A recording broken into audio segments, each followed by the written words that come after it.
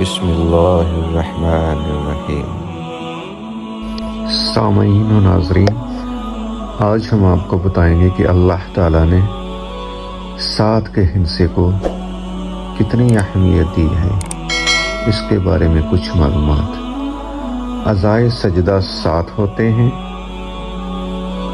Number 2، خانہ کعبہ میں طواف کے چکر بھی 7 ہوتے ہیں۔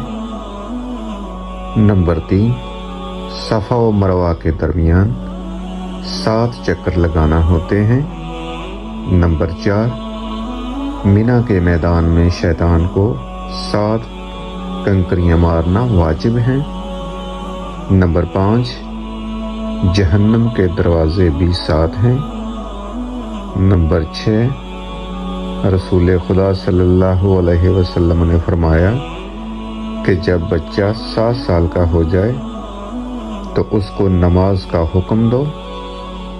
نمبر 7، سورہ فاتحہ کی 7 آیات ہیں۔ نمبر 8، ہفتہ کے دن بھی 7 ہیں۔